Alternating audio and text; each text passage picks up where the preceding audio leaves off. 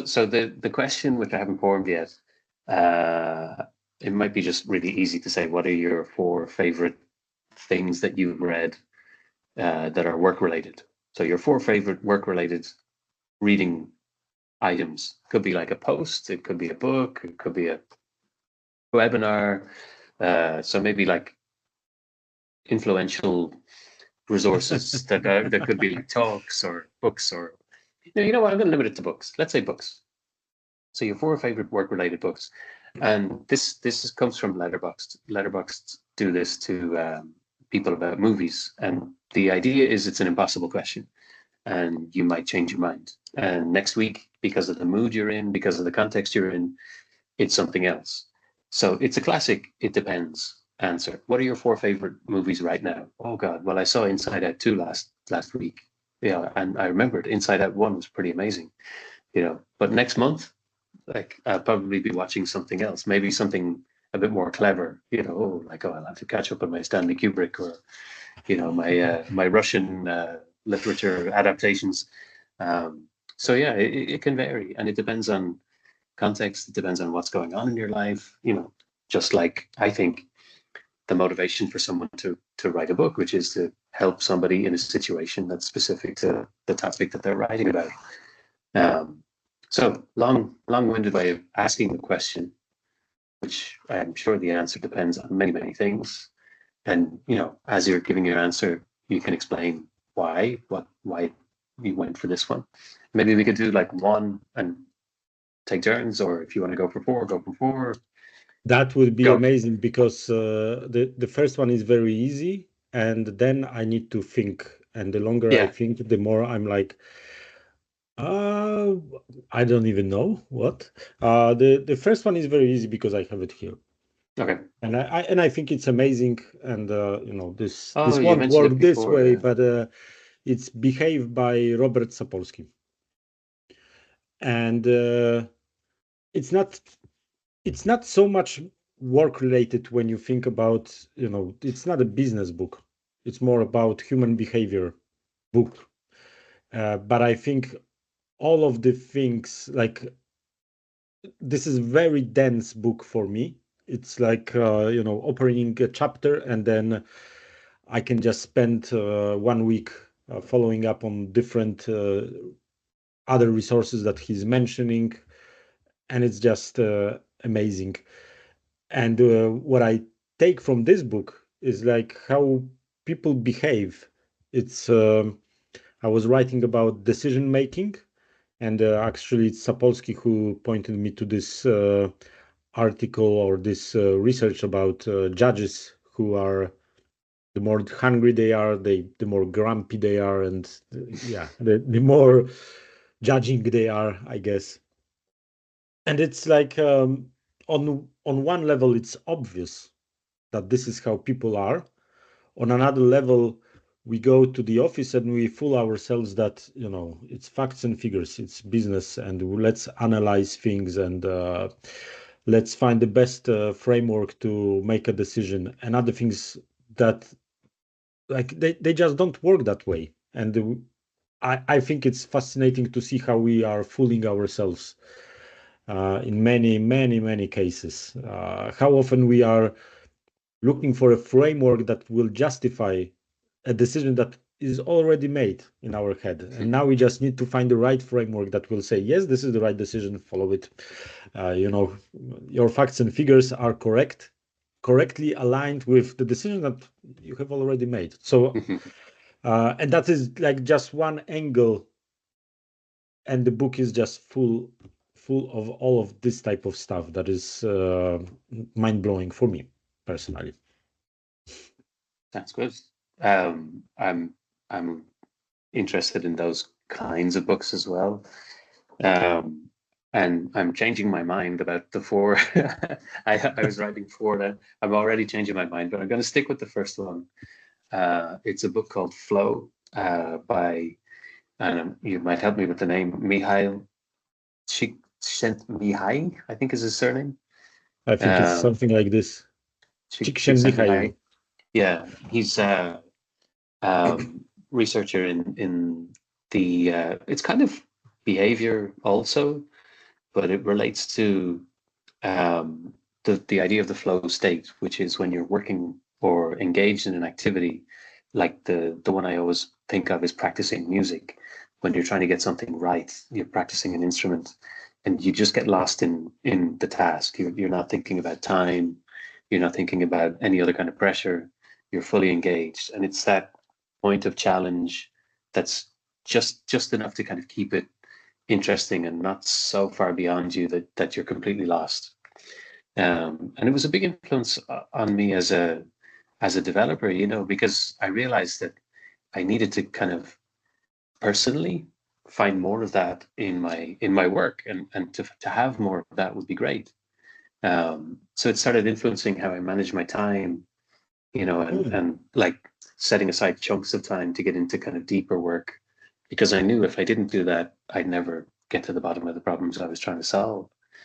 And I was reminded, I did Vasco Duarte's the Scrum Master Toolbox, and he referred me to an article by Paul Graham on the different kind of schedule that managers have, and people who need deep work, the manager schedule and the maker's schedule. So managers are like peppering calls throughout the day, 15 minutes, 20 minutes, 30 minutes. Makers, people who do deep work, they need large blocks of time to get things done uninterrupted. And there's kind of a role there for a facilitator and a coach in a team. So flow, super influential for me. I have only read it once, but I think of it like often. And when it comes to these lists, it's one of the first ones I think of. Awesome. I didn't read the book. I read a lot about the book. It might be interesting. I read a lot about the research, but actually I never checked the book itself. It's good. It's because of the subject, you might think it's challenging to read, but actually it's very accessible. If you have a second one, I can cheat a little bit, just a little bit, because the next book will be Craig Larman, Bas Vode. One of the two. It to large degree it doesn't matter. The first two that they wrote about software development, systems thinking, all of that.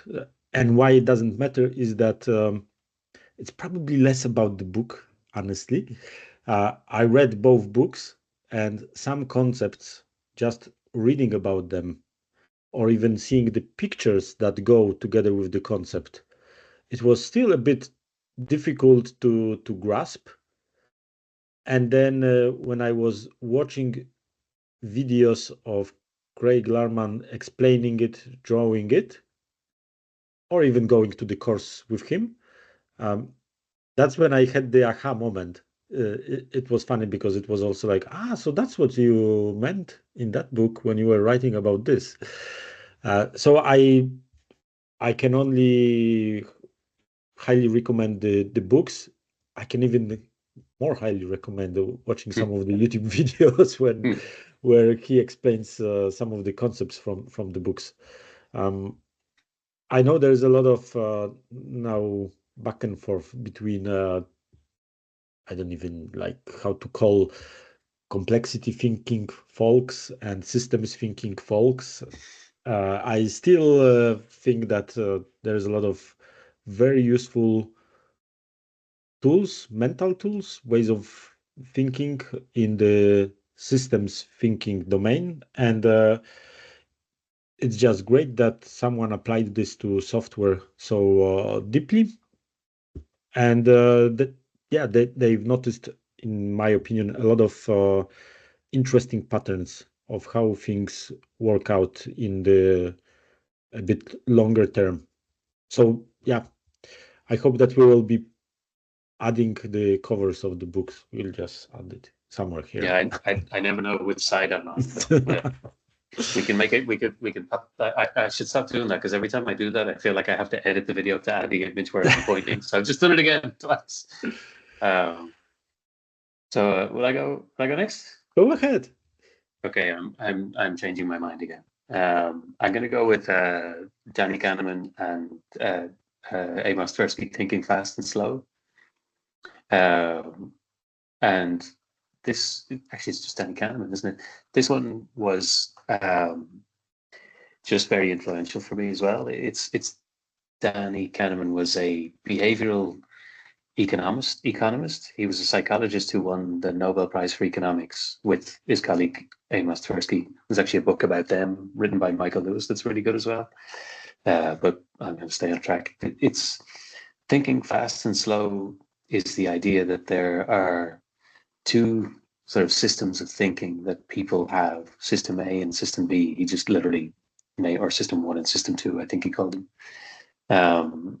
And these ways of thinking, we use them in different ways, and there are advantages to them, and we sometimes lean towards one or the other.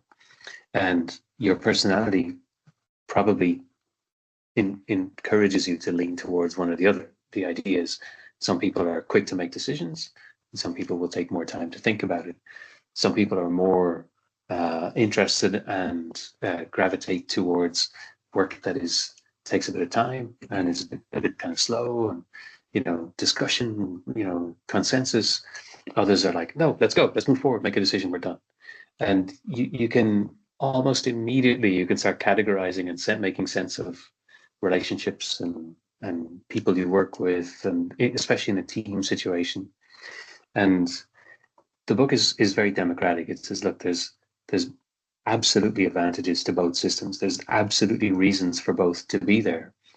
And perhaps the world is set up to favor one over the other, but it kind of depends. And you can find, if you're more of one than the other, you can find contexts where you can be successful. And the experiments in the book, the research that he's done is it's absolutely fascinating. And he has another one, which I haven't read yet, called Noise. It's been on my bookshelf. It's that book that's shouting at me to say, hey, hey. But Thinking Fast and Slow is a very influential one. I will definitely read it again. It's a tough one to get through, but I'll definitely read it again. Yes, I can also recommend it. This one is great. And it's mentioned in so many other places, so influential that definitely worth reading.